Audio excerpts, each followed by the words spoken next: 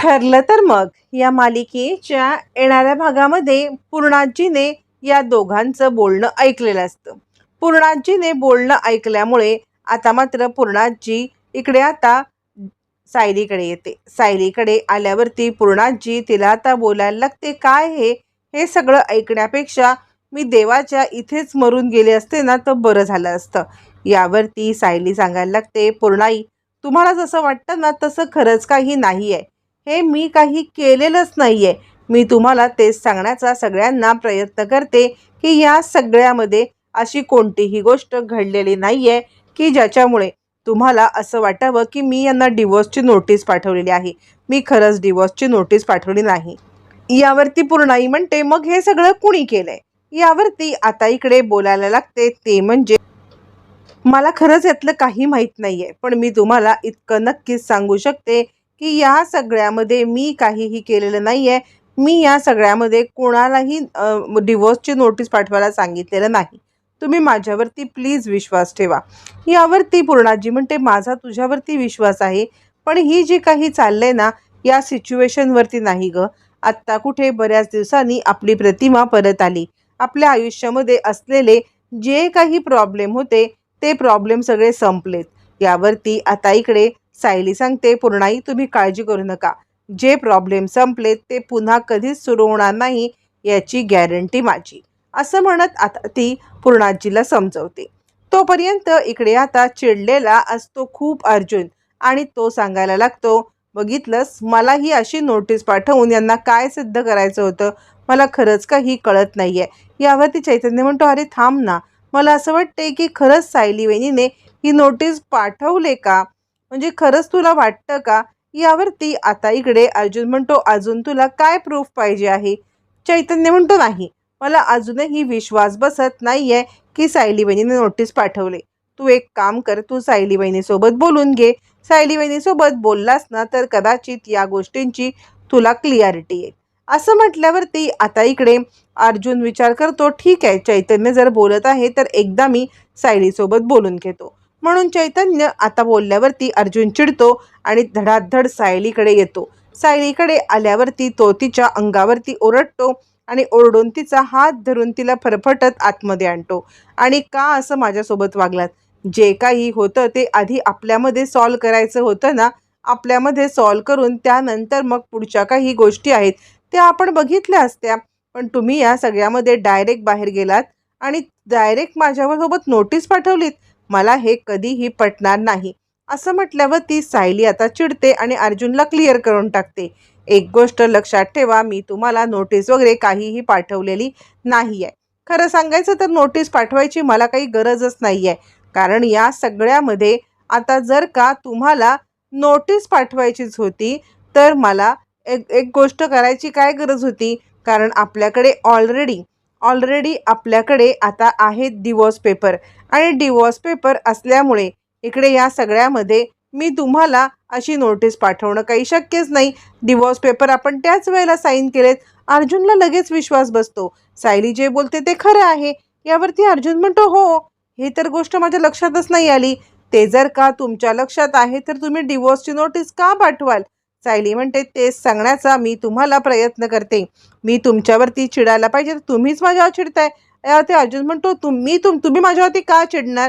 कारण मी मधुभाऊंना भेटायला उशिरा आलो म्हणून? सायली म्हणते, नाही, कारण तुम्ही मधुभाऊंची केस डिले करताय म्हणून. अर्जुन म्हणतो, काय बोलताय तुम्ही? तुम्हाला समजते का मी मधुभाऊंची केस डिले का करेन? सायली म्हणते, ते नाही मला माहिती. तुम्ही का करणार नाही या गोष्टीशी मला आता देणं घेणं पण नाहीये, पण तुम्ही करणार ही गोष्ट मात्र नक्की.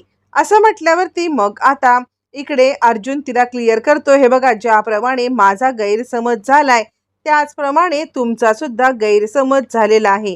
खरंच मी तुम्हाला ती गोष्ट सांगतोय की या सगळ्यामध्ये मी काहीही तुम्हाला नोटीस वगैरे पाठवलेली नाही आहे. मी तेच सांगतोय, ही नोटीस किंवा मला खरंच तुम्हाला मधुभाऊंची केस डिले करायची नाही. सायली म्हणते, मग हा माझा गैरसमज होणं कसं शक्य आहे? अर्जुन म्हणतो, ते तुम्ही फाइंड आउट करा.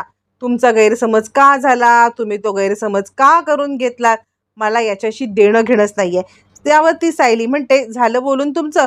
तुम्हाला याच्याशी देणं घेणं नसेल तर मला सुद्धा या गोष्टीशी देणं घेणं नाहीये. की तुम्हाला काय वाटतं. अर्जुन म्हणतो तुम्ही खूप गैरसमज करून घेतलायत. सायली म्हणते ठीक आहे, मग तुम्ही माझी समजूत काढा, मला समजवा की तुम्ही असं का बोललात. आता अर्जुन गडबडतो. मी नक्कीच तुम्हाला ही गोष्ट सांगेन की मी मधुभाऊंच्या बद्दल डिले करण्याबद्दल काय बोलत होतो, पण सध्या तुम्ही डिवोर्सचं सांगा. सायली म्हणते नाही, मी या सगळ्यामध्ये तुम्हाला डिवोर्स पेपर पाठवलेले नाही आहेत. मी साने वकिलांकडे गेले होते, असं म्हणत ती घडलेला प्रकार सांगते. मग अर्जुन सायलीला घेऊन साने वकिलांकडे येतो. त्यावरती सायली म्हणते काय झालं, तुम्ही असं खोटी का नोटीस पाठवलीत. मी तुम्हाला कधीही सांगितलेलं नव्हतं की तुम्ही माझ्या बिहाफमध्ये ही अशी नोटीस पाठवा. मग तुम्ही चुकीचं का केलं, तुम्ही माझ्या घरी अशी नोटीस का पाठवलीत. यावरती साने गडबडतात. साने सांगतात की या सगळ्यामध्ये रविराज किल्लेदार यांची मुलगी तन्वी किल्लेदार माझ्याकडे आली होती आणि तन्वी किल्लेदार यांनी या सगळ्यामध्ये मला सांगितलं की रविराज किल्लेदार यांचं हे काम आहे आणि म्हणून फक्त ही नोटीस मला पाठवायला सांगितली, नाहीतर माझी समज रद्द होईल. पण हे सगळं असं घडतंय. मी तिला म्हटलं की अर्जुन सुभेदार यांना जर का ही गोष्ट कळली तर ते माझी समज रद्द करतील. सायली म्हणते तुमच्यामुळे माझा संसार मोडायला आला, तुम्ही असं का वागलात. आणि या सगळ्यामध्ये रविराज किल्लेदार तुम्हाला असं सांगणारच नाहीत. अर्जुन बाहेर उभा राहून हे सगळं ऐकतच आणि मग तो आतमध्ये येतो. आणि तुम्हाला रविराज किल्लेदारचा फोन आला होता का. साने म्हणतात नाही, मला का फोन येईल. अर्जुन म्हणतो मग कुणाच्याही बोलण्यावरती विश्वास ठेवून तुम्ही हे असं कराल का. यावरती साने म्हणतात हो, त्यांची मुलगी स्वतः आली, मला धमकी द्यायला लागली, मला सांगायला लागली की जर का हे तुम्ही केलं नाहीत ना तर माझे बाबा तुमच्यावरती खूप चिडतील आणि मी प्रेशरमध्ये आलो, मी प्रेशरमध्ये येऊन आता हे सगळं केलेलं आहे. असं म्हटल्यावरती अर्जुन म्हणतो ठीक आहे, तुम्ही एकदा रविराज किल्लेदार यांची भेट घेतलीत ना तर कदाचित तुम्हाला या गोष्टी कळतील की या सगळ्यामध्ये तुम्ही आता किती चुकीचं वागलात ते. असं म्हणत अर्जुन आता इकडे त्यांना समजावून सांगतो. त्यावरती सायली म्हणते तुम्ही एक काम करा, या सगळ्यामध्ये ना तुम्ही तुम्ही हा सगळा गैरसमज दूर करा, माझ्या घरी येऊन तुम्हाला दूर करायला लागेल आणि त्याआधी मी तुमची रविराज सरांच्या सोबत नक्की भेट घडवून आणेल, कारण काहीतरी गडबड झालेली आहे आणि हे मला समजलेलं आहे. असं म्हटल्यावरती सायली आता रविराज सरांना कॉल करते आणि एका ठिकाणी बाहेर भेटायला बोलवत. आता इकडे चिडलेला अर्जुन ती नोटीस घेऊन सानेंना घेऊन समोर येतो आणि रविराज उभे असतात. काय झालं अर्जुन, काय केले साने वकिलांनी. यावरती अर्जुन सांगतो सिनियर, तुझ्या नावाने यांनी मला खोटं हे पाठवलं, हे बघ. असं म्हणत आता अर्जुन ते खोटं केलेलं सगळं रविराजांच्या समोर आणतो. रविराज ते पाहतात आणि हे काय आहे साने, म्हणजे असं तुम्ही का वागलात. यावरती साने म्हणतात तुमची मुलगी माझ्याकडे आली होती, तुमच्या मुलीने मला सांगितलं की या सगळ्यामध्ये माझ्या वडिलांनी सांगितलेलं आहे की ही डिवोर्सची नोटीस पाठवायची आणि तुम्ही ते डिवोर्सची नोटीस पाठवा, नाहीतर माझे वडील खूप चिडतील आणि तुमची समज रद्द करतील. असं म्हटल्यावरती आता इकडे रविराजांना धक्का बसतो आणि ते म्हणतात काय बोलताय तुम्ही, मी का तुम्हाला हे असं काही करायला सांगेन, मी तुम्हालाच काय कुणाला असं का करायला सांगेन. आणि अर्जुन सायली यांचं एकमेकांवरती प्रेम आहे, मी त्यांचं लग्न का मोडेल. यावरती अर्जुन म्हणतो हे बघ सिनियर, हे सगळं ह्यांनी केलेलं आहे आणि या सगळ्यामध्ये तन्वीने यांना हे करायला सांगितलंय असं यांचं म्हणणं आहे. आता मात्र रविराजांना धक्का बसतो आणि रविराज म्हणतात सिरियसली, म्हणजे हे करायला माझ्या मुलीने तुम्हाला सांगितलं. असं म्हटल्यावरती आता इकडे रविराज हादरतात आणि ते म्हणतात मला माझ्या मुलीला जाब विचारायलाच पाहिजे.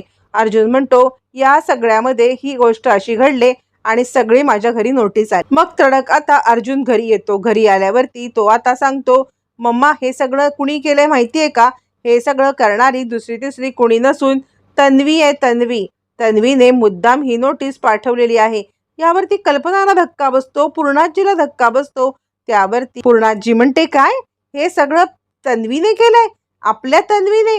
खरंच ना, प्रतिमाच्या पोटी कसली करंटी पोरगी जन्माला आले, म्हणजे लहानपणी ही तन्वी अशी नव्हती. मला तर प्रश्नच पडायला लागतो की तन्वीच आहे ना खरी तन्वी, आपली ही अशी नाही आहे का, असं ही वागते. कल्पना म्हणते मला सुद्धा खूपच डाऊट आलेला आहे की हे सगळं तन्वीने केलंय. खरंच, पण जर वकील सांगतायत तर ही गोष्ट 100% खरीच आहे, हे तन्वीनेच केलेलं आहे. खरंच प्रतिमा आणि आता रविराज भाऊजी यांच्या जीवावरती काय बेतलं असेल, असं म्हणत पूर्णाजी रडायला लागते.